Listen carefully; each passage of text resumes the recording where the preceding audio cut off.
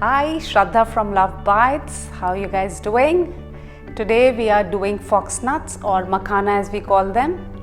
They are considered superfoods and it's the perfect snack to have in between meals. I'm missing my mom a lot today. She used to roast them and send it to me in ghee, little salt and pepper. But Mama, this recipe is for you. I've made a sabzi out of it today. And it's a little rich with cashew, but it's really delicious.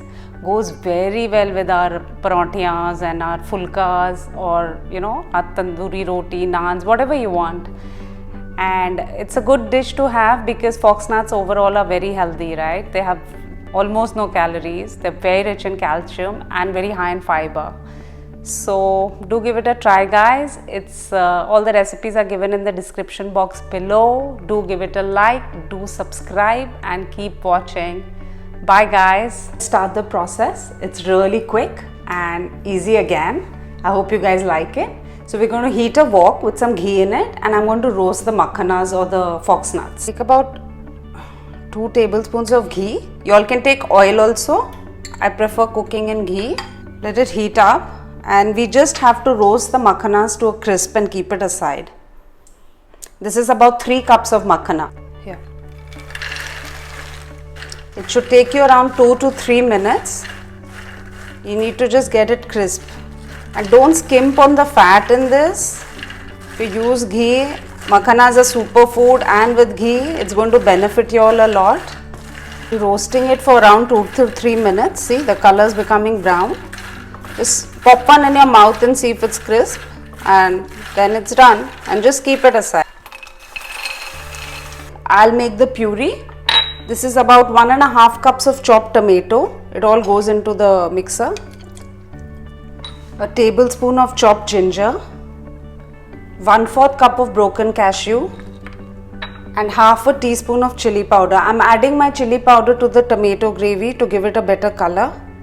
We just grind it and make it into a puree. So tablespoon of ghee, add around 1/8 teaspoon of hing, half a teaspoon of jeera. Once the jeera splutters, we're going to add in a tomato puree.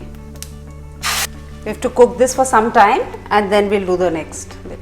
So after cooking it for about 2 minutes or so, we add in our masalas. This is around 1/4 teaspoon of turmeric, 1.5 teaspoons of coriander powder, salt to taste, and half a teaspoon of sugar. You can use jaggery powder as well.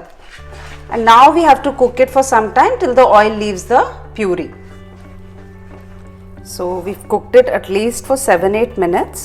All the water has dried up, but it's not left any oil. I guess as usual, I don't have too much oil in the food. So now we'll add water, 1.5 cups. It depends how much gravy you would like in your dish and take it accordingly. Mix it well. Some more. Now we add in the peas. It's 1/4 cup and the roasted makhanas. And we're going to cover and cook for like 5-6 minutes till they're tender. At that point, if you think you need more water for the gravy, please do that because makhana also has a tendency to soak water. I think I'll add a bit more. Yeah. I'm just going to cover it and just cook it for a couple of minutes, maybe 5-6 minutes to see and check when the peas are tender, it'll be done. I think it's done. It got done in like 3-4 minutes. I'm just tasting it.